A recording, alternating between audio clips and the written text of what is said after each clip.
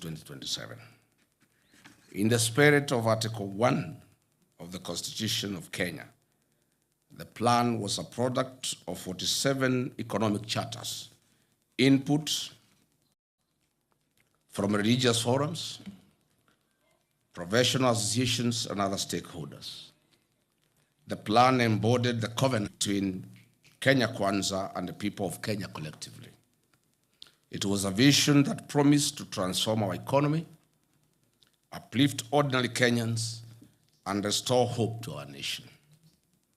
4 years later, today, Mr. William Ruto has betrayed the trust bestowed on him by the people of Kenya, betrayed the fruits and the foundation of our nation that have been built by previous administrations under the various development blueprints such as Vision 2030. He has eroded the democratic gains of multipartyism and swallowed political parties and the then opposition. As he once wondered as deputy president, who is government and who is opposition? He then said it was a mongrel of a government. Today, we have a mongrel of a government. Today, as I issue an accountability statement and performance audit of Mr. William Ruto's administration in the last 4 years, it is not about personalities. It is about evaluating promises with performance, commitments with the delivery, and expectations with outcomes. Patriotic Kenyans, our Constitution recognizes the presidency as an embodiment of national unity, deriving its authority and legitimacy directly from the sovereign power of the people. For this reason, the performance of any administration must always be assessed with honesty, fairness, and fidelity to the facts. Mr. William Ruto premised his manifesto with these words, and I quote, "On August 9, 2022, you'll be called to choose between two roads. One leads to constitutional democracy, institutionalized politics, and opening the doors of opportunity to the many. The other takes us back to the imperial presidency, deeper into personalization of power, and to the inevitable and practicable end of economic apartheid that we see so often around the world. The power is in your hands," close quotes. When he was presenting this choice, little did we know that he was presenting the latter. Today, we have an imperial presidency, economic apartheid, and power under a ruthless dictator. Fellow Kenyans, Mr. William Ruto committed himself to building a secure, just, and democratic Kenya founded on the Constitution and the rule of law. He promised to professionalize the National Police Service, safeguard human rights, protect every Kenyan regardless of political affiliation, strengthen the administration of justice, and ensure the security agencies remained accountable to the Constitution. He further pledged to guarantee every Kenyan the freedoms enshrined in Chapter 4 of the Constitution of Kenya. On this commitment, Mr. William Ruto has done a complete 360-degree about turn on his covenant, and I'll proceed to summarize a schedule of injustices against Kenyans and foreigners. The Republic of Kenya is in a state of lawlessness and anarchy. In 4 years, William Ruto has achieved the unimaginable. There is total breakdown of law and order. Goons have taken over the legal mandate and the role of the National Police Service.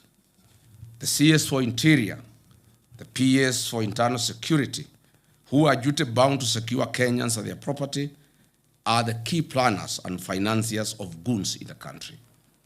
The rule of law has been suspended in the country. The DCI Director, Mohamed Amin, has been deployed by William Ruto to provide cover-up of extrajudicial killings and abductions in the country. I've just been told that the 2 police officers who were mentioned in the death of Dr. Victoria Mutiso, they were arrested and released on orders of Kipchumba Murkomen. They were never taken to any police station.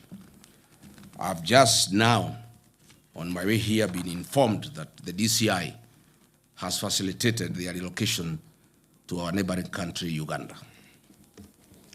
Goons have become part of the command structure, rank and file of the National Police Service. It is now common to see goons being escorted by the police to carry out criminal acts against Kenyans.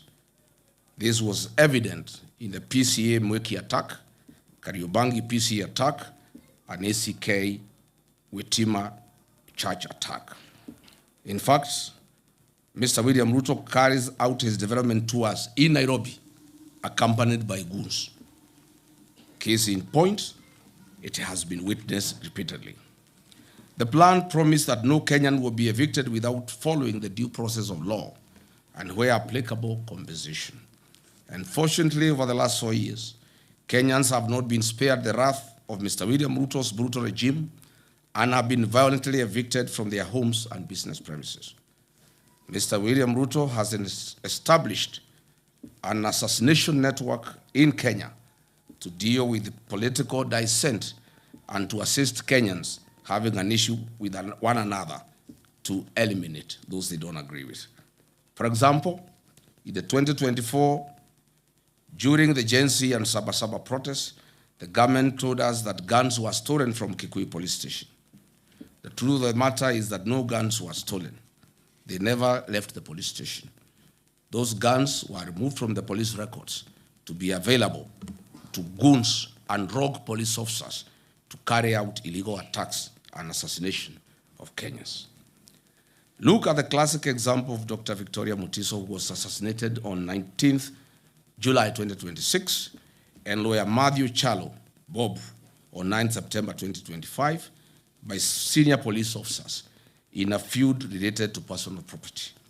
This heinous murder was planned and executed by police officers from Kikuyu police station. This police station, as I've said, is a crime scene and an assassination empire.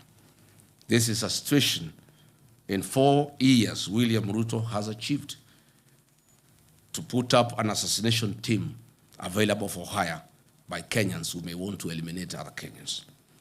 Rachel Wandeto was doused with petrol on the allegation of having a tattoo on her breast.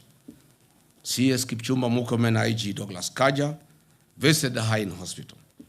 William Ruto vowed that the killers would be arrested. They said her death was motivated by certain political leaders. The scheme was planned and orchestrated by CS Murkomen and a nominated senator. Despite William Ruto having instructed that the killers be arrested, 3 months down the line, nobody has been arrested. Nobody will be arrested because she was killed by the police. The Reverend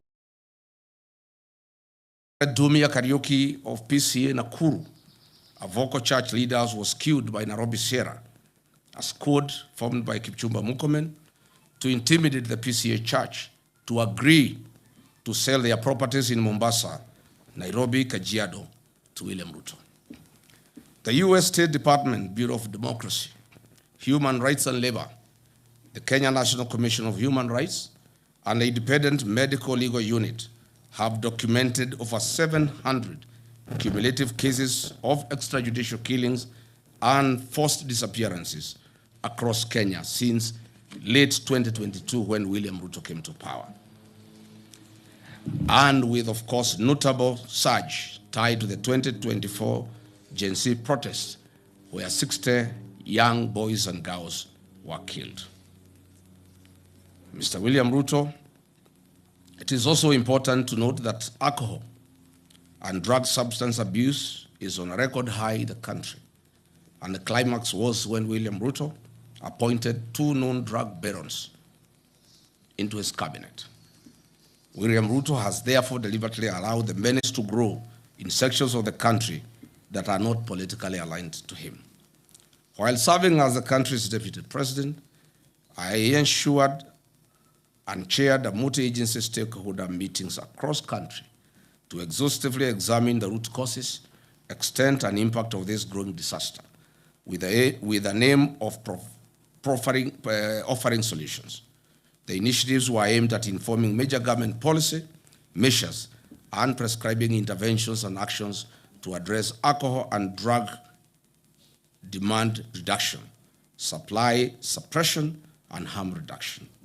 Under my leadership then, I strengthened the intergovernment collaboration, and coordination in fighting alcohol, drugs, and substance abuse.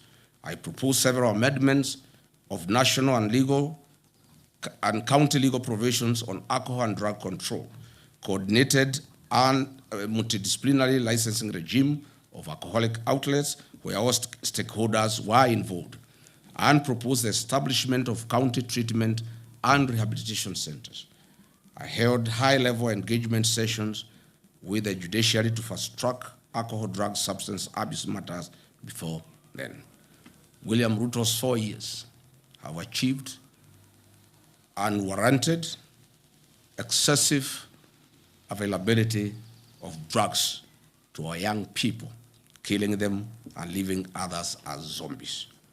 I'm confident that on August 10, 2027, we will revisit this program and eradicate this vice in totality. The following are some of Kenyans who have been abducted and disappeared recently. Mark Million Carey, he was abducted in Nairobi. Michael Olo, abducted in Nairobi. Families wept in the Milimani High Court demanding his release. His last location was along Kagudo Road. Evans Omondi, abducted alongside Olo and Carey. Abdulaziz Duba Molu, alias Zizo, abducted in Kiamaiko on June 23, 2026 by armed individuals in civilian clothing and police uniforms. Davis Lichuma, a rights activist seized by the masked operatives outside Parliament, later traced to a hospital heavily battered. Omwancha Clifford Evans, listed among the recent abductees by local human rights groups. Manyura Morisori Douglas, still missing following a wave of clandestine security enforcement operations.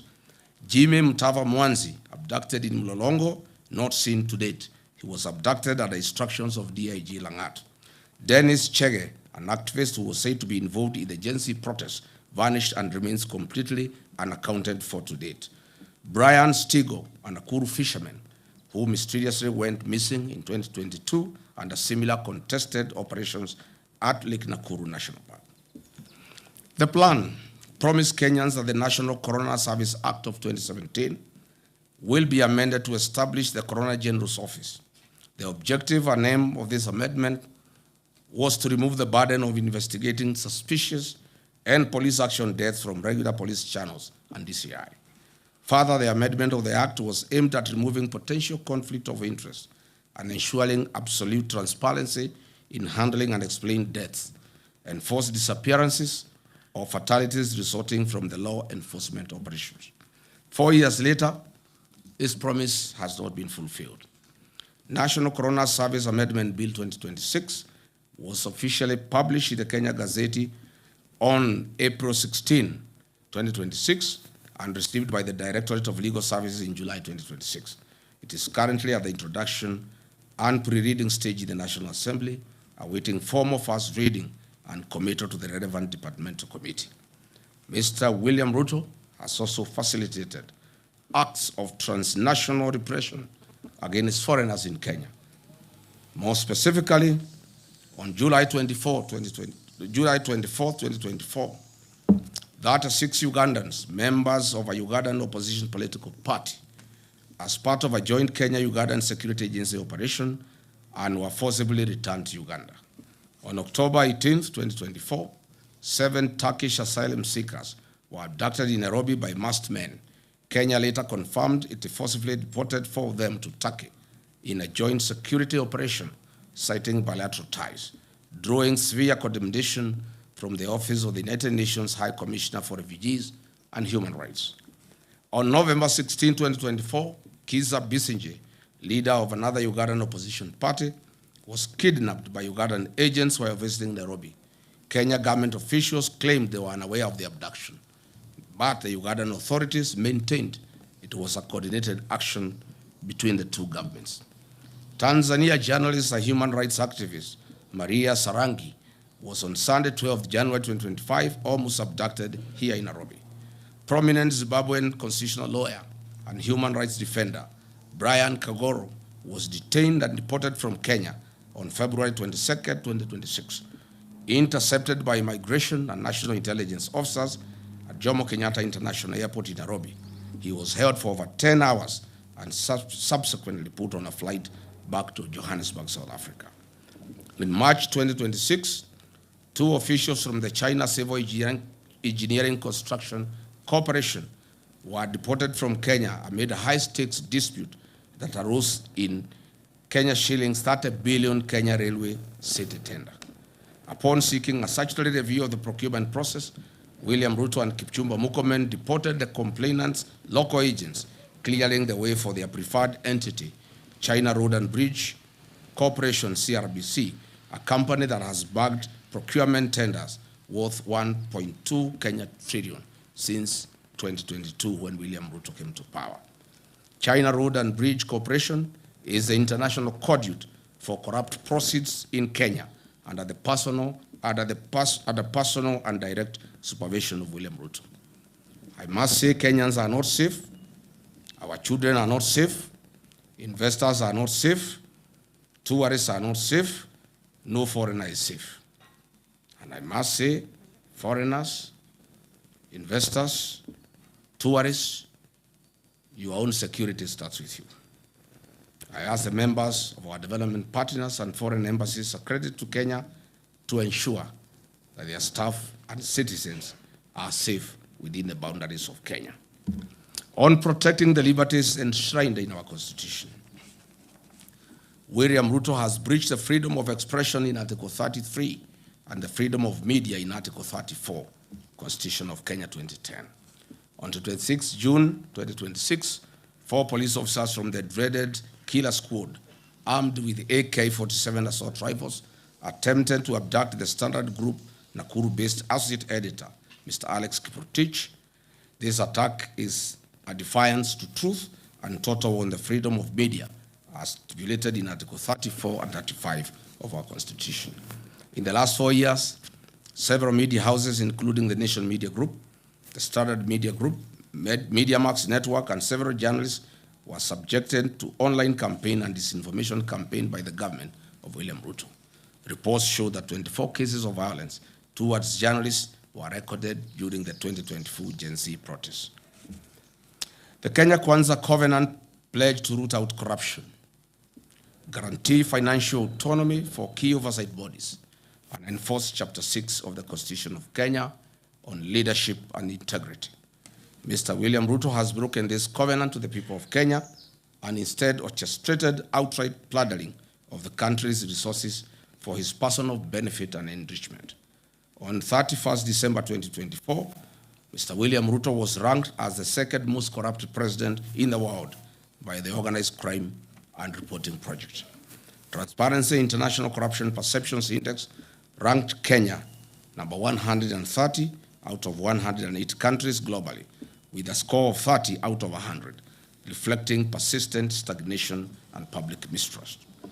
Mr. William Ruto's administration has entrenched corruption as a way of life, and it remains systematic, pervasive, and deeply rooted in public service delivery and high-level governance. Mr. William Ruto's Western Hotel has been the leading recipient of government hospitality and catering tenders, securing 37 public contracts valued at hundreds of millions for the period ending June 2026. Contracts have come from state corporations, state departments, and county assemblies. It is clear that William Ruto is in competition with local entrepreneurs, where he flexes his executive powers and gives priority registration that enriches himself and his cronies at the expense of other hardworking Kenyans. I want to bring to the attention of the people of Kenya some of the biggest scandals that we have witnessed in the last 4 years. In the current financial year, State House budget has grown from Kenya shillings 8 billion to 18 billion Kenya shillings, an increment of over 10 billion Kenya shillings. These are the funds that are used to bribe the people of Kenya. And lately, sheikhs, private security officers, village elders, teachers, chiefs, etc. Under the e-Citizen, a special audit report by the Office of the Auditor General exposed major financial and governance weaknesses, noting that over Kenya shillings 11 billion in collections lacking clear documentation or routed through non-designated accounts alongside irregular payments to private entities. The functionless chief system was procured at a cost of 104 billion Kenya shillings, and an independent assessment of this system shows that it is worth 800 million, leaving theft and plunder of public resources of 103 billion Kenya shillings. SHA makes a loss of 6 billion shillings a month. Hospitals and faith-based organizations and counties are owed 105 billion to date. As I've said before, SHA is insolvent and everybody knows it. On the affordable housing program, the Office of the Auditor General reports that have flagged major legal and operational risks regarding fund utilization, including untraceable international development loans, low fund absorption, and missing land ownership documentation for ongoing projects. Further, the levies deducted from Kenyan payslips are invested in a third-party financial service firm licensed by the Capital Markets Authority. How are their fees determined? How much has been paid out to date? What is his association with William Ruto? On the restoration of Nairobi rivers, Mr. William told Kenyans that on December 25, that Nairobi River will have fish. Can members of the press visit this river tomorrow and bring us one piece of fish? This government committed itself to protecting public assets, strengthening governance, eliminating corruption, and ensuring that public resources would be managed solely in the interests of the people of Kenya. It promised a government founded on transparency, accountability, and prudent stewardship of national resources. On the divestiture of the Kenya pipeline, has Kenya surrendered its ownership and control to a neighboring country? What was the rationale of forcing Kenyan state corporations to invest public funds in a public entity? Who is the mysterious lead transaction advisor, stroke investment banker that was the face of the IPO? How did he acquire his Kenyan citizenship, and whose interest does he represent? Mr. William Ruto and Senator Aaron Cheriot must come clear on their relationship with this mysterious dual citizen investment banker. On the sale of government's equity stake in Safaricom to Vodacom at 204 billion Kenya shillings, it was a ripoff. Each share was grossly undervalued at 34 Kenya shillings. Why didn't William Ruto allow the use of an open price discovery, or even better, allow a regulated cooperative and SACCO fraternity with over 1 trillion in deposits at the end of December 2025 buy out this stake? Aren't the cooperative society members hardworking, deserving Kenyans? What happened to Buy Kenya, Build Kenya? Or is it Buy Kenya, Build Ruto?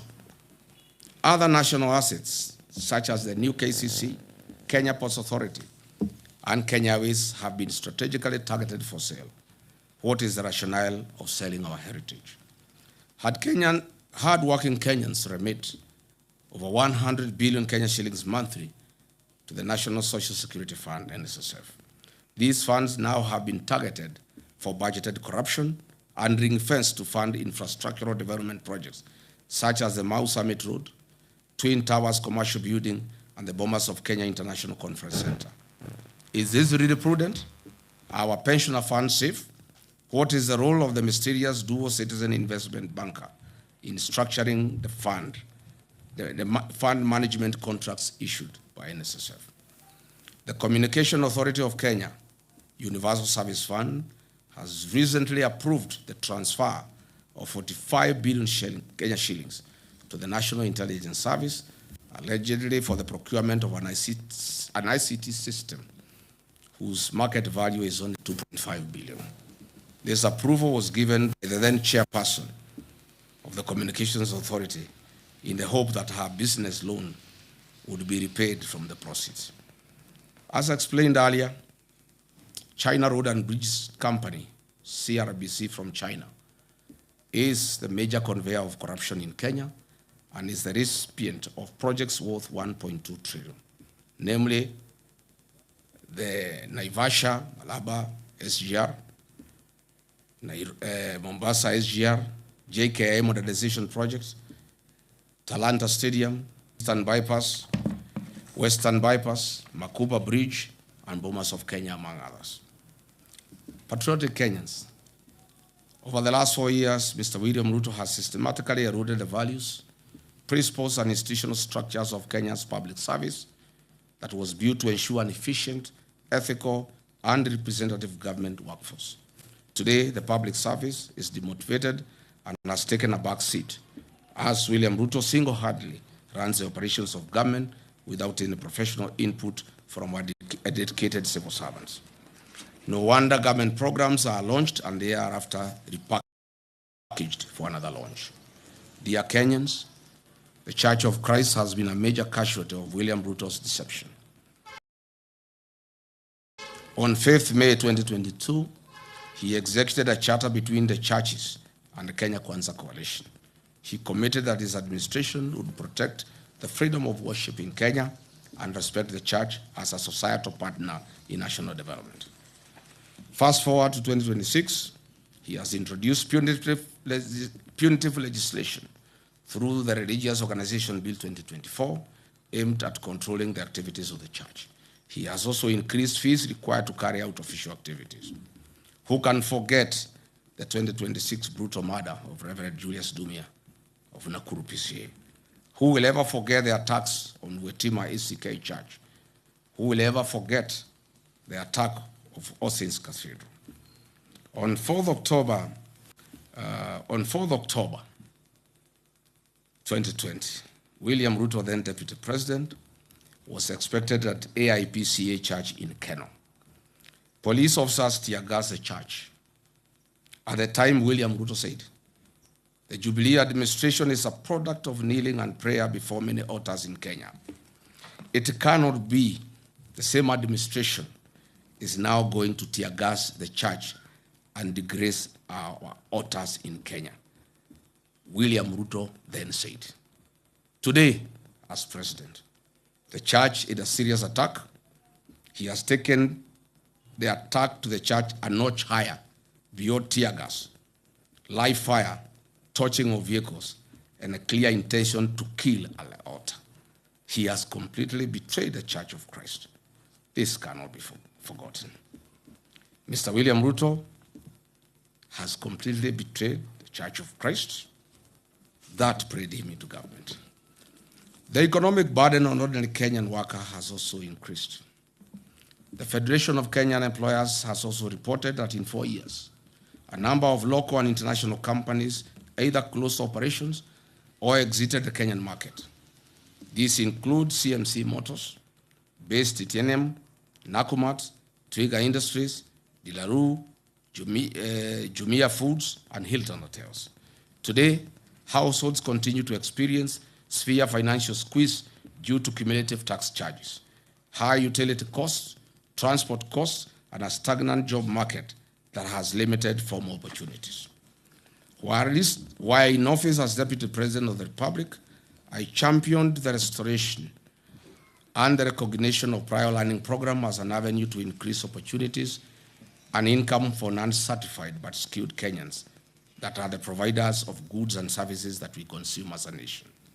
Further, I developed a framework of cooperation and engagement between Nairobi City County Government, Nairobi County Traders, KRA, Anti-Counterfeit Authority, and the Kenya Bureau of Standards. The objective of the framework was to A, provide a platform for resolution of disputes arising out of trading activities and the informal sector, foster goodwill, cooperation, and consultation between the parties, recognize the importance of collaboration in achieving shared goals in the informal sector, and promotion and improvement of the well-being of traders and their micro, small, medium enterprises. What happened? As soon as I left office, William Ruto and Nairobi City Governor Johnson Sakaja abandoned this framework. You all remember that on 8th August 2022, a liter of super petrol retailed at 159 shillings. A liter of diesel retailed at Kenya shillings 140. As we speak today, the price of super petrol is 214 Kenya shillings and diesel 222.86 for a liter of diesel, representing an increase of 34.05% and 59.18% respectively. These increases have been contributed to higher transport costs, increased food prices, and a greater pressure on household incomes. Kenyans will recall that on April 2026, I exposed the opaque nature of the government-to-government framework and detailed its contribution to an increased landed cost of fuel products. The whole scheme and con game were nothing like G to G. It is government route. What I'm saying in a nutshell is that the high cost of fuel has nothing to do with international prices. It has everything to do with business interest of William Ruto, where he is a key player of oil importation and distribution in the country. The average Kenyan worker loses between 45 and 50% of their monthly earnings that are deducted through punitive levies and taxes, leaving significantly less disposable income for their households. For example, a teacher in Wajir earning a gross salary of 50,000 in 2022 took home approximately 42,000 Kenya shillings. Today, under William Ruto, the same teacher who is making 50,000 takes home 38,000, while facing substantially higher food, fuel, transport costs, reduced school capitation, and increased challenges in accessing healthcare.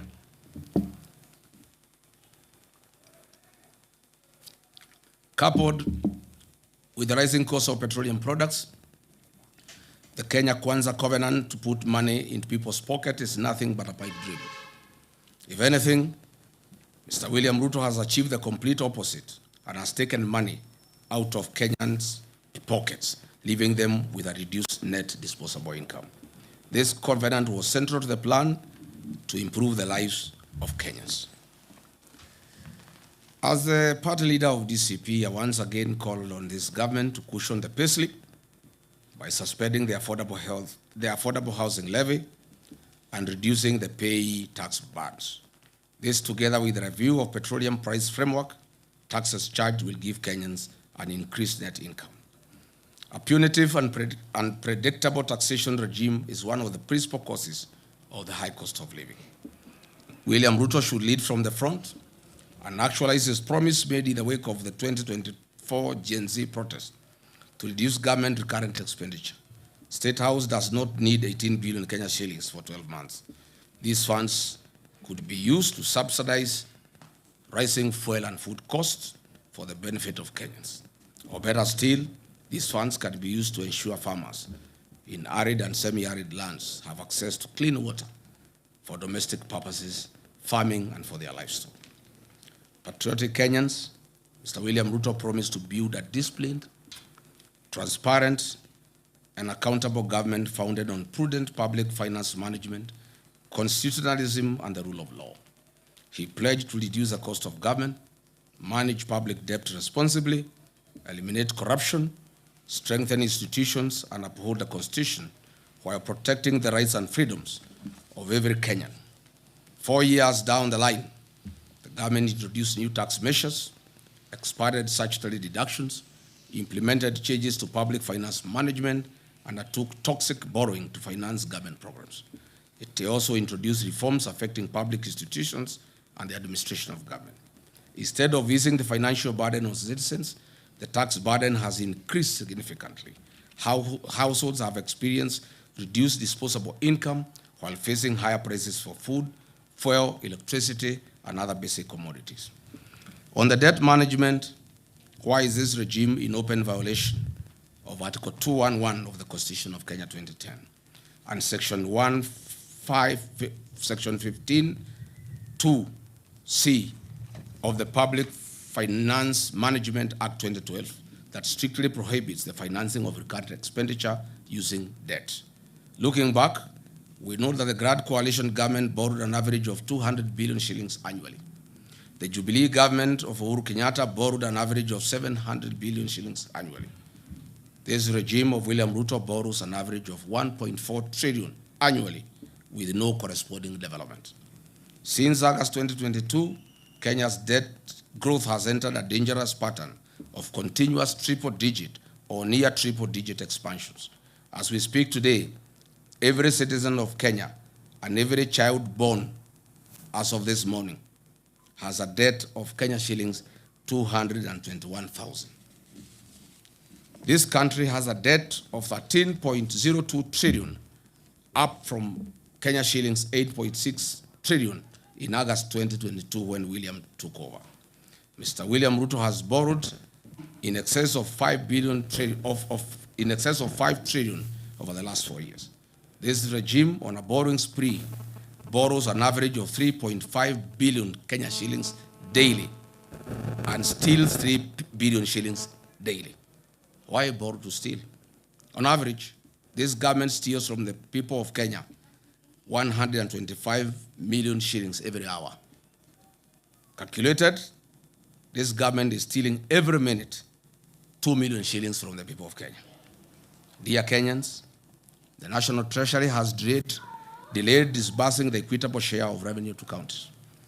These cash flow delays have routinely stalled county operations, delayed staff salaries, and inflated pending bills to over 156 billion, despite legal mandates requiring timely monthly transfers. Misplaced priorities such as funding State House budget by 10 billion, building state lodges and airstrips has caused cash flow constraints. The strengthening, devolution, and improving the timely disbursement of funds was at the core of the Kenya Kwanza Covenant with the people of Kenya. Once again, this promise has been broken.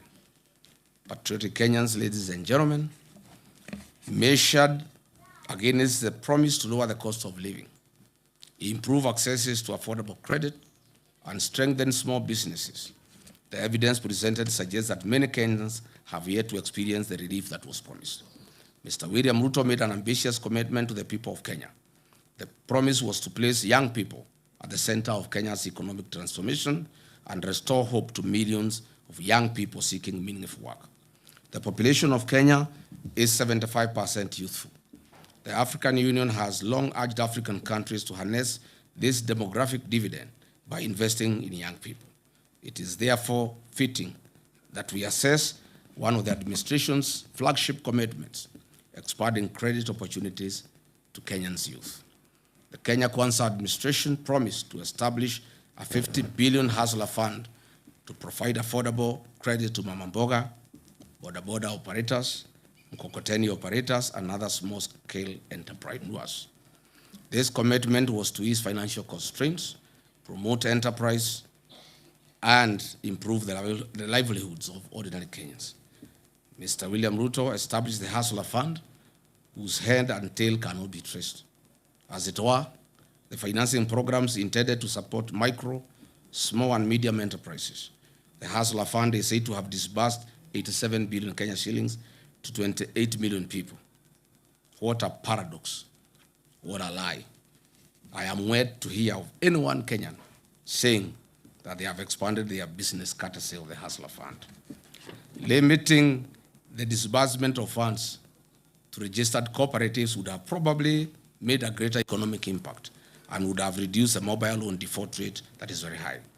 I have raised fundamental questions on the effectiveness of the Hustler Fund in meeting its stated objectives. The truth of the matter is the high rate of loan defaults and low loan disbursements, in many instances 500 shillings, are insufficient to establish or grow a sustainable business venture anywhere in the country. This is simply a lost cause and was a fraud. 4 years ago, Kenyan women were promised dignity, economic empowerment, and their welfare. 4 years later, the women continue to experience economic hardships occasioned by a high cost of living, increased medical and education costs, and an unsustainable credit framework under the Hustler Fund and Women Enterprise Fund. The discontinuation of projects such as Linda Mama and Edu Afia have increased the cost of assessing healthcare and education services to women and their families. Mr. William Ruto has ignored Justice John Mativo's 2017 ruling and the former Chief Justice Maraga 2020 advisory to entitle legislative framework and implement the two-thirds Jeta rule despite having a parliamentary majority. Patriotic Kenyans, the Kenya Kwanza commitment was to turn the housing challenge into an economic opportunity. They promised to build 250,000 houses every year. This was the promise. However, 4 years later, Mr. Ruto has fashioned and turned this into a conduit to steal public land and be the sole supplier of construction inputs, cement, steel, tiles, nails, and MDF panels that manufactures factories he has bought and acquired. The Affordable Housing Fund has collected over $1 billion since its inception. The State Department of Housing and Urban Development has conveniently ensured a low absorption rate of roughly 25% due to the staggered nature of construction phases and investments of proceeds in treasury bills, bonds through CDN Bank. CDN Bank is today classified as Tier 2 medium-sized bank. It has graduated from Tier 3 status after achieving a market share of over 1% driven by deposits mobilized from government of Kenya state corporations, Social Health Authority, Nairobi City County Government, and the Affordable Housing Fund levies.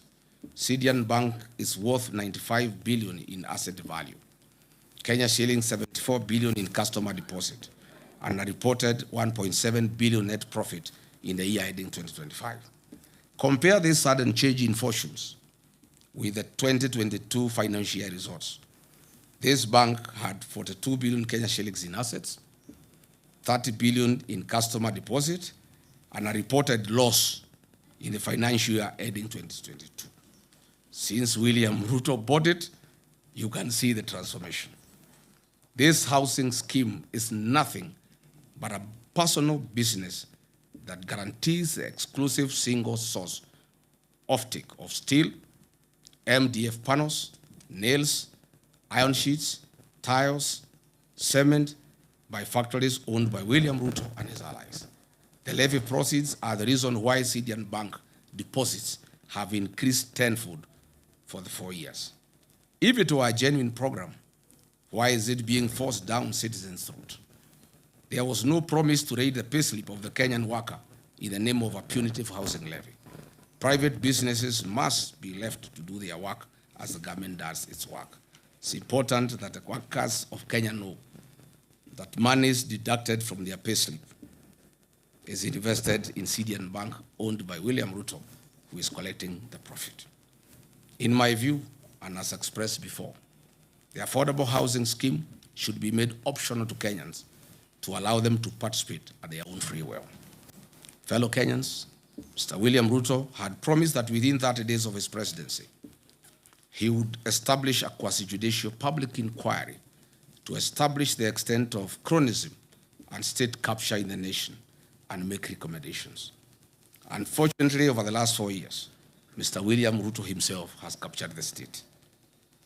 He has focused on centralizing control of independent constitutional commissions, state entities, public sector procurement, and unwarranted sale of strategic national assets. All these measures are aimed at achieving the sole objective of enriching William Ruto at the expense of 55 million Kenyans. It should be noted that William Ruto has achieved the milestone of being certified as a US dollars billionaire in a record 4-year courtesy of looting Kenyan public coffers. Mr. William Ruto's 4 years in office has accomplished a mission of driving Kenyan entrepreneurs out of business. Contractors are out of business. Traders are out of business. William Ruto has captured all businesses and he is in competition with the Kenyans that he leads. He has used his office to flex muscles on traders Where he has not pushed, his conduit CRBC has come in. Mr. William Ruto has investments in virtually every sector of Kenya's economy, namely banking and finance through CDN Bank, investment banking through Rock Investment Bank, a CMA license issued in 2026, and is the fund manager of NSSF and PSSF pension funds, insurance through Amaco, capital markets through ZD platform, hospitality through Weston Hotel and Leeds Caraton in the Mara, cement through the various companies that he bought, including Baburi and East African Portland Cement, betting through SportsPesa, Sportbet and Betika, aviation through Kwale Island Development, healthcare through Nairobi West Hospital, telecommunication through East African Device Assembly Limited, oil and energy through Gulf Energy and oil marketing companies, energy gas through Taifa Gas, construction, farming, currency security, he has recently bought Daru, transport, he has even gone into the matatu in business.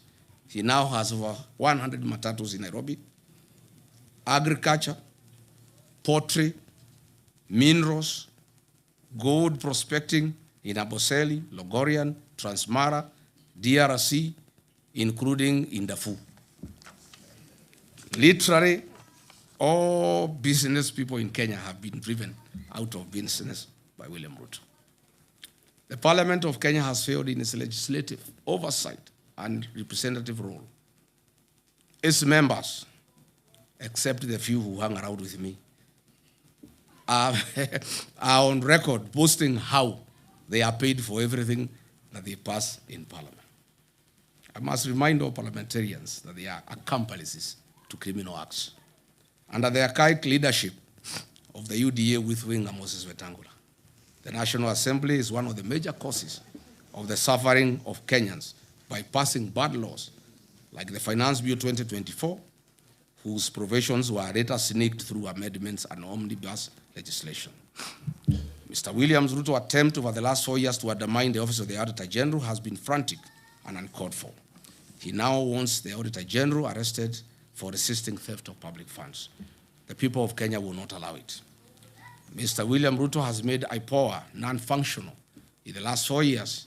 An attempt was made through a Gazette notice to put it under the Ministry of Interior so that they can cover all the crimes against Kenyans and the police. Fortunately, our court stopped this covert mission. Historically, IBC has been an institution under low public trust. It is in the public domain that IBC, as currently constituted, enjoys low public trust among Kenyans. The threat by the chairman Ethocon to suspend or allow by elections if there is violence is a clear indication that he is under manipulation by William Ruto. The Central Bank of Kenya is one of the most critical government institutions we have. However, through the National Assembly, the CBK Act was amended recently to allow the purchase of gold and other precious metals. This is gold bag season 2 loading. Kenyans should be alarmed that CBK has not received currency supplies from Germany for 4 months after it became apparent that the government wanted money diverted to Mombasa and the German suppliers were reluctant. We have also noted the recent changes in the ownership of Delaru, Kenya, and Kenyans are keenly watching the space to establish whether they want to print currency for bribing voters in the forthcoming general election. Allow me to give 2 practical examples of how William Ruto has captured institutions.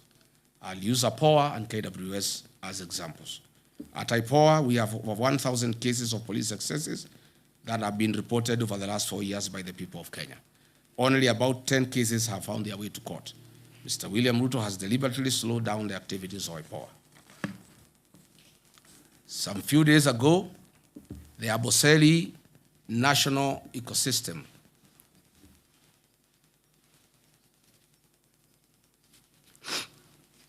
the Aboseli National Park Ecosystem, 15 elephants died and some lions died later.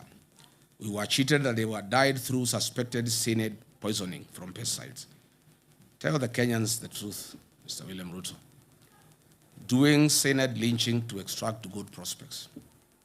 And this warning goes to the people of Ikolomani in Kakamega, where Mr. William Ruto is eyeing your gold deposits. Be very careful. Again, the CS for Health issued a Gazette notice number 11492 on 30th July 2026 on the mandatory inbound travel health insurance for tourists traveling to Kenya to have travel insurance in Kenya.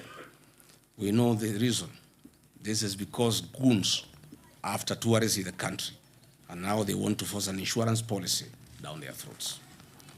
To demonstrate what professionals in this government feel and go through, allow me to quote Professor Njogona Ndung'u, the former National Treasury Cabinet Secretary, during a development forum in Sweden.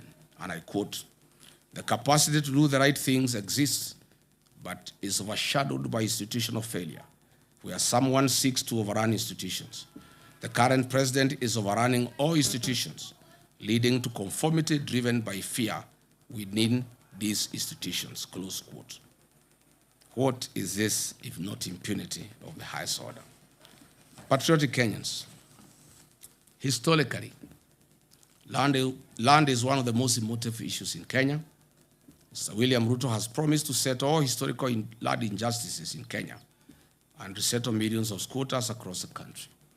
Unfortunately, he has scored the lowest in this matter and created many war fronts on the land question.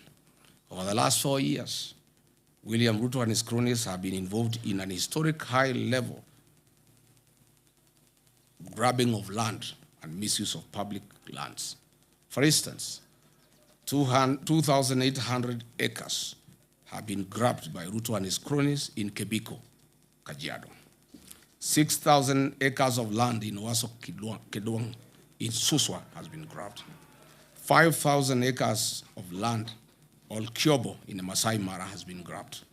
1,000 acres of land for Puko and Limanet within Narok Township has been grabbed. Over 7,000 acres of land of Olokuto adjudication section in Narok North. Kehoto land, about 300 landowners risk being thrown out of their 700 acres of land. Davivi land in Naivasha has been grabbed by William Ruto. He has put up a home and he is growing wheat and maize in the farm. Banita settlement scheme, 14,000 acres of land have been grabbed. Olongai land, about 167,000 people are at the risk of eviction as this land is being grabbed. Egerton University land, Oscar Sudi, Samburu, and William Ruto have grabbed 2,000 acres of land meant for the university where they are doing wheat farming. Patriotic Kenyans, health has long been one of Kenya's foremost national priorities. Building on the gains made at Kenya Vision 2030, the Kenya Kwanza administration committed itself to delivering universal health coverage by guaranteeing every Kenyan access to affordable health, quality health care. The plan pledged to realize the constitutional right to health through a reformed national health insurance scheme founded on the principle of leaving no one behind. To implement this commitment, the government replaced the National Health Insurance Fund, NHIF, with a failed and fraudulent scheme called SHA that has left millions of Kenyans on their own. The discontinuation of Linda Mama and Edu Afia on December 31st, 2023, has left significant gaps in healthcare coverage. In 2022, Edu Afia provided medical cover to 3.4 million secondary school students at an annual cost of 3.2 billion. Today, approximately 4.1 million secondary school students no longer enjoy that medical cover, leaving parents to bear the full cost of treatment. Mr. William Ruto had committed to addressing the inequities in Kenya's education system so as to level the playing field for all children irrespective of their background. He further committed to equitable universal basic education defined as 12 years of schooling. He further committed himself to protecting and strengthening the gains made under free primary education and free day secondary education, while ensuring that every Kenyan child had access to quality, affordable, and equitable education. He also pledged to strengthen higher education financing and invest in the nation's human capital. The William Ruto government inherited landmark education reforms introduced by previous administrations. Free primary education launched in 2003, free day secondary education introduced in 2018, that had significantly expanded access to education for millions of Kenyan children.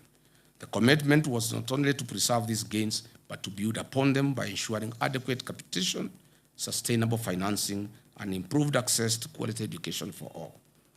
In the words of the third president of the Republic of Kenya, the best president we have ever had, Mzee Mwai Kibaki, and he said, and I quote, "Education is the ultimate means of ensuring an equitable society.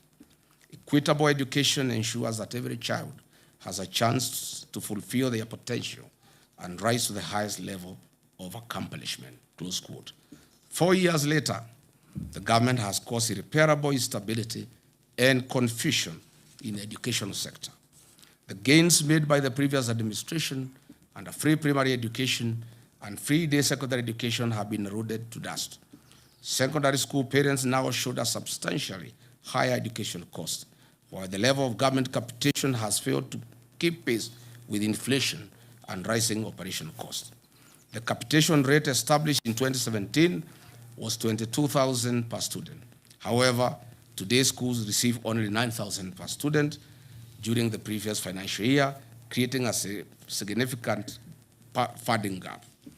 Our public universities are facing unprecedented financial distress.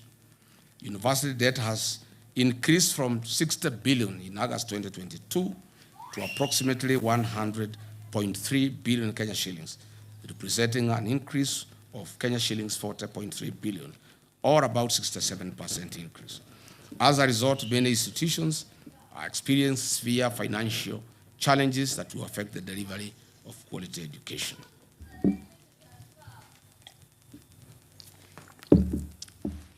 Further, we have had two university financing models in 2 years. Measured against the commitment to strengthen education, protect free basic education, and improve access to higher education, the evidence presented suggests that the sector has experienced significant setbacks, placing greater financial pressure on families and creating uncertainty for learners and institutions alike. Ladies and gentlemen, Mr. William Ruto pledged to invest 250 billion Kenya shillings into the agricultural sector to shift the country from food security to surplus production. Recognizing its strategic importance, he pledged to transform the agricultural sector by increasing productivity, improving farmer incomes, and revitalizing key value chains. The administration committed itself to revamping underperforming export crops, expanding emerging high-value crops, strengthening the tea value chain, supporting food security, and promoting agro-processing as a driver of economic growth. Despite the commitments made, our farmers have experienced increased economic hardship. Net incomes have reduced due to increased cost of inputs, higher taxation rates, high transport and distribution costs due to reclassification of VAT status. Agriculture continues to receive approximately 2% of the national budget, significantly below the African Union 10% target under the Maputo Declaration. The tea sector has faced considerable challenges over the past 4 years. This is due to the deterioration of Kenya's economic and diplomatic relations with Sudan. Historically, one of the largest buyers at the Mombasa tea auction. Sudan's annual consumption of Kenyan tea declined from approximately 10.7 million kilograms to about 1.7 million kilograms, leaving substantial volumes of tea unsold. But why has this happened? Mr. William Ruto's appetite for business and money has failed Kenya. His close association with Sudan's RSF warlord, Mr. Hemeti, in illegal trade of gold in exchange for weapons, has reversed the gains we have made. These internationally sanctioned war criminals live in Kenya under state protection and have been issued with diplomatic passports and ID cards by Kipchumba Murkomen. U.S. Senator Jim Risch, chairman of the Senate Foreign Relations Committee, while noting Kenya's NATO ally status, criticized William Ruto during a May 2025 hearing. Senator Risch questioned Kenya's loyalty following its facilitation and hosting of Sudan's paramilitary rapid support forces, RSF. Rice farmers in Ahero, West Kano, Bunyala, Bura, and Mwea have also faced significant challenges.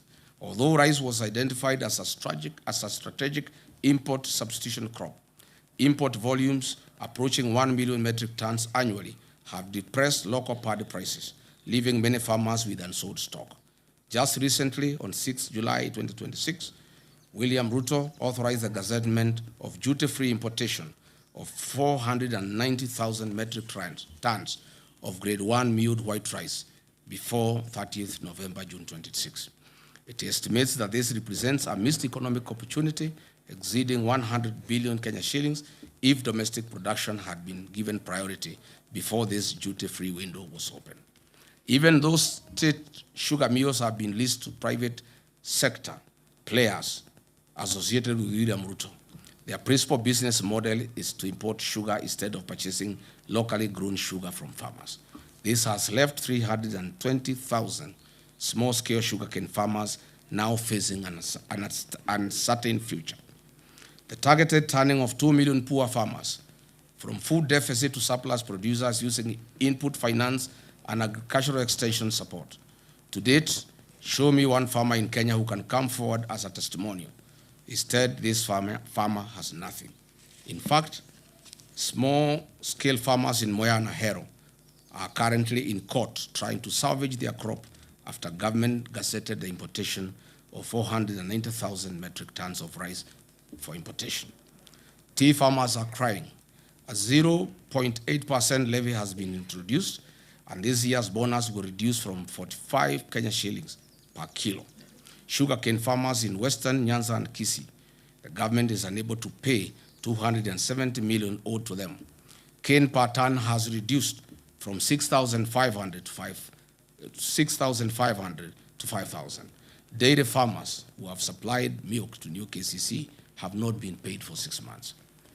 It is further alarming that the National Agricultural Value Chain Development Program allocation dropped by 54% to 54% from 10.2 billion Kenya shillings in 2025-2026 financial year to 4.7 billion Kenya shillings in 2026-2027 financial year.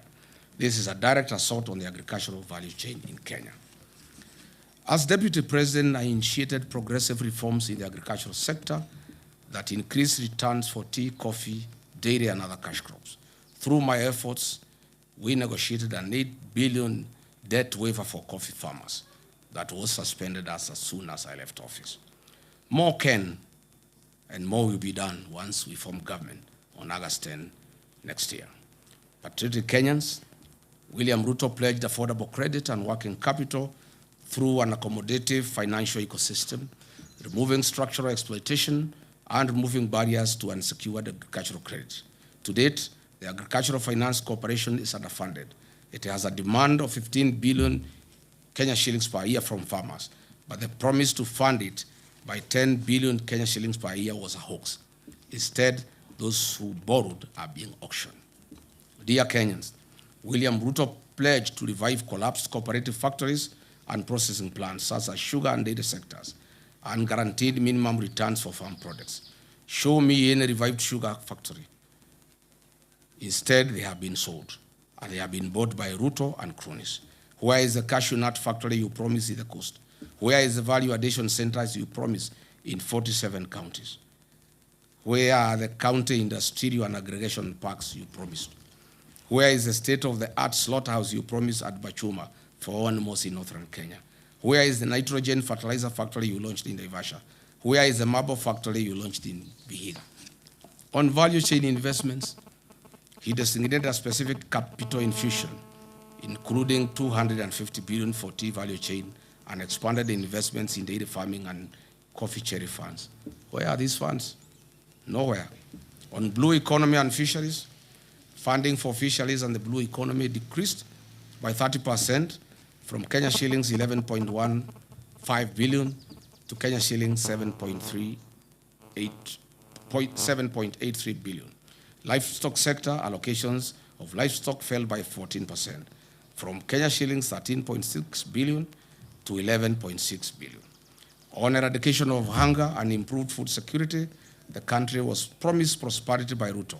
Unfortunately, the number of undernourished people in Kenya increased from 10.1 million in 2004-2006 to 19.7 million in 2023-2025. It is more troubling when you look at the cost of a typical household food basket.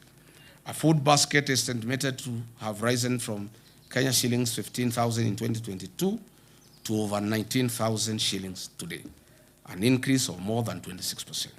Essential commodities such as electricity, chicken, beef, sugar, kerosene, bread, and milk have all become significantly more expensive here in Kenya over the last 4 years. Patriotic Kenyans, 4 years ago, this government promised the people of Kenya dams and water. 50 mega dams across the country were promised. 200 medium-sized dams across the country were promised. 1,000 small dams were to be constructed across the country. These dams included High Grad Force Dam along the Tana and Mutonga rivers to serve Kitui, Tharaka Nithi, and Embu counties.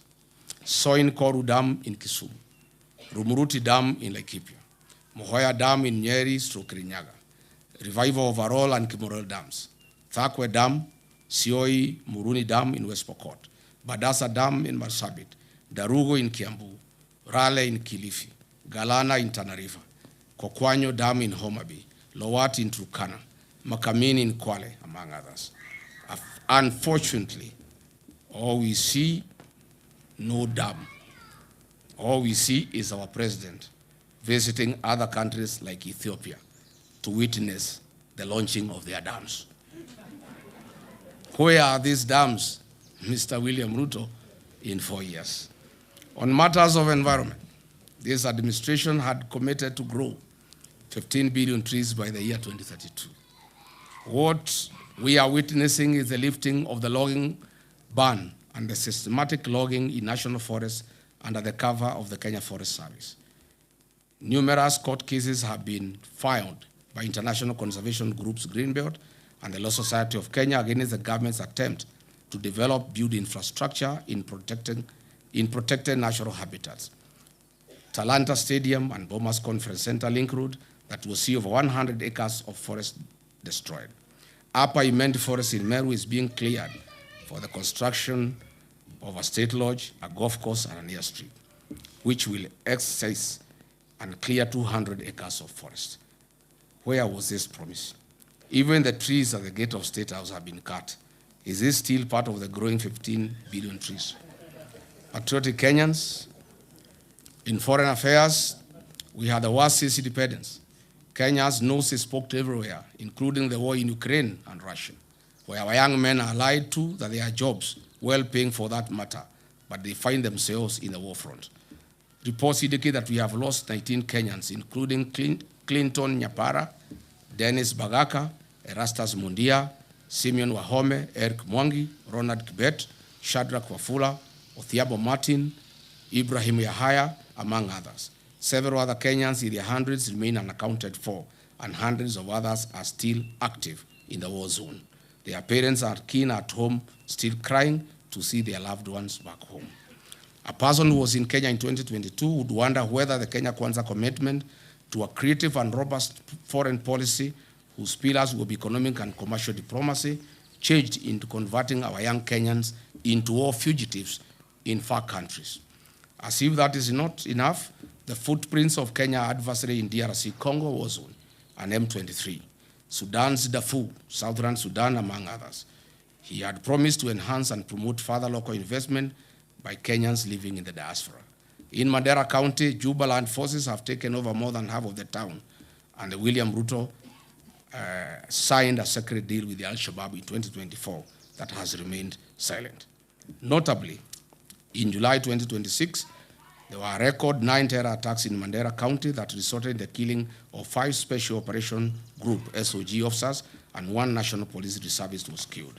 The foreign policy has been transformed into a tool to achieve personal gains at the interests of the people of Kenya. Fellow Kenyans, now let us move in and ask Mr. William Ruto the hard questions he deserves. But before that, let me give credit to where it is due. There is one promise Mr. William Ruto made to the people of Kenya, and he has delivered 100%. Congratulations, Mr. President. Mr. Ruto, you promised to permanently retire the late Prime Minister, Right Honorable Raila Odinga, in Bondo and finish ODM. You have succeeded in both. Odinga is permanently retired in Boro, and ODM is no more. There are many prominent deaths that have occurred in Kenya, and they have not been resolved. Kenyans want to know what happened to Raila Odinga. Why were the medical doctors of the late Prime Minister denied access to him at the last hours? Why did he have doctors from Nairobi West Hospital, a hospital closely associated with William Ruto, than his own doctors?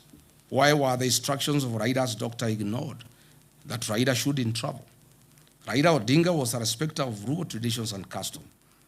How could a person, known respecter of Luo traditions and customs, indicate that he should be buried in 72 hours against all known Luo traditions and customs? Was William Ruto anywhere an executor of Raila Odinga's will? Why was there no postmortem done on the body of Raila Odinga? Why was he forced to go to India through a private jet? Why did the president force Raila Odinga to go to India? Why was his party ODM taken over before his body arrived in the country, despite the known African customs that you don't inherit a man or a woman, for that matter, before they are buried? Who are these doctors who accompanied Raila Odinga against the wishes of his personal doctor, Professor David Oluoch-Oluonya? These are hard questions that Kenyans want to know. On the death of Honorable John Ngeno, the late MP, for the first time, Kenyans must know what happened. I have intelligence information as follows. On the fateful day after Ngeno was dropped at Edebes, the helicopter went to fuel in Eldoret. The pilot didn't know the fuel he was about to put in had been transported to the scene from Lodwar. High alert Kenya revenue officials noticed an unusual car that had carried the jet fuel. It was arrested and the driver questioned. The driver refuted to them that he transported the fuel from Lodwar. Immediately, this KRA official and the police Eldoret Airstream were instructed from Nairobi to release the driver if they cared about their lives. Is it this fuel that caused the chopper not to pick up in high altitudes? Is that why the pilot first came down and tried again to pick up? These are fundamental questions. What did Kipchumba Murkomen know about the people who called this KRA officer and the police at Eldoret Airstream officials? Can KEA produce the CCTV footage at the facility on this fateful date? We are still waiting for a report on what killed Johanna Ngeno. We must not forget about our gallant General Francis Ogola, the decorated top gun who had a stellar 40-year career in the military and perished in 2024 in an air crash. Unfortunately, to date, Mr. William Ruto, the Commander-in-Chief, has failed to release the aircraft accident investigation report to the country. Kenyans are demanding for answers. General Ogola was not an ordinary citizen. He died in active duty and service to the nation. Mr. William Ruto, what do you know about General Francis Ogola's death? Are you willing to tell the country why you allowed General Francis Ogola to fly in a Bell Hue helicopter with a questionable mechanical status? The DPP must use its powers and establish an inquest on these unresolved murders over the last 4 years. The people of Kenya have told me to demand on their behalf a public inquest on the death of Raila Odinga and all the high-profile questionable deaths in Kenya that have occurred in the last 4 years of William Ruto's presidency. I therefore call for a public inquest and proper scrutiny of the same. Today, after examining major commitment against this evidence, after examining every major commitment against this evidence, the verdict is unmistakable. The plan has failed. It is hollow and deceptive. In conclusion, when the plan failed,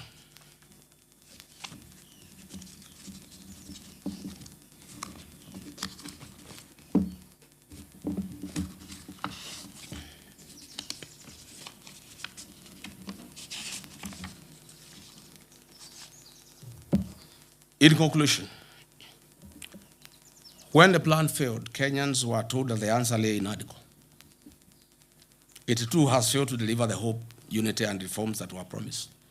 Thereafter came the 10-point agenda, presented as a renewed roadmap to rescue the country. It has equally failed to change the trajectory of our nation. In failing the plan, the administration has failed to keep Kenya on the development path envisioned under Kenya Vision 2030. The question before the people of Kenya is therefore simple. If the author of the plan could not deliver the plan, if NADCO has failed to provide solutions, if the 10-point agenda has failed to change the country's direction, what reason do Kenyans have to expect a different outcome after 2027? You have all heard William Ruto constantly accusing the opposition of having no plan. I ask Kenyans instead to look at his track record. He came up with a bottom-up economic plan. As we have seen, it has failed. He came up with the NADCO. He has failed to deliver. He came up with the 10-point agenda. He has failed to deliver. He came up with the Singapore. It has failed. And now, before he has honored a single promise and his commitments, he is now asking us to believe and trust him to come up with another plan, Vision 2060, or the way he is calling, Beyond Vision 2030.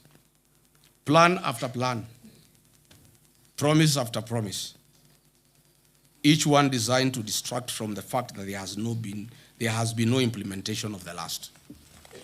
From bottom up to Singapore, to Vision 2060 or Beyond Vision 2030, William Ruto has mastered the language of plans. Whenever he is asked to account for what he has actually done, because he has no answer, he simply points to the next horizon. The harsh truth is he does not have the capacity to deliver. You cannot fail today and ask us to trust you tomorrow for some distant, far future engagement. Based on your performance, Kenyans don't want to hear about Vision 2030 or Beyond 2030. They want to know one thing. What will you deliver in the 364 days between today and the next election? Of all the promises you have already made, which ones can we expect you to keep? That will be your marking scheme 1 year from today. And Kenyans are doing you a favor. They are letting you set that marking scheme yourself. They are not making their own demands. They are just using your own commitments as the standard. So when the day comes, you should have nothing to complain about. Leadership is judged by results, not by promises.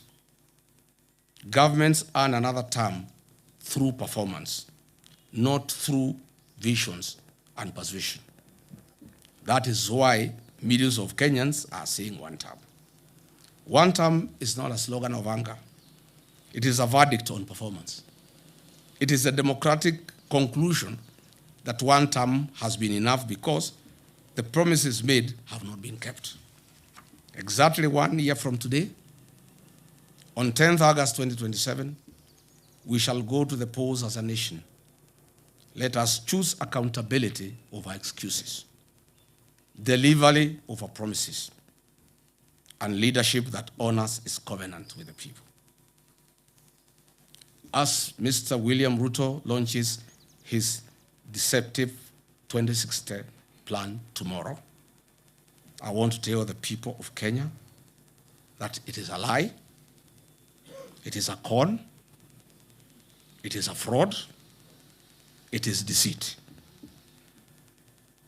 I urge all Kenyans from across the country to join in the liberation struggle that kickstarts his 364-day action plan to restore the dignity of our beloved motherland. As William Ruto launches his lie and deception tomorrow, I lead the people of Kenya in launching today a 364-day action plan to restore the dignity of our beloved motherland, Kenya. May God bless you. May God bless the Republic of Kenya. Thank you.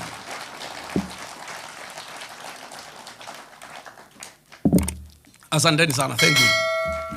Ladies and gentlemen, His Excellency the Second Deputy President, State of the Nation Address. Jamani, makofi tunapoendelea kuzingatia maendeleo katika nchi yetu, kuendeleza uongozi wa ukweli na uongozi ambao umeajibika. Studio, tukiwa hivyo tutasalia kusimama tucheze wimbo wa taifa. Basi baada ya hapo tutaweza kuondoka studio.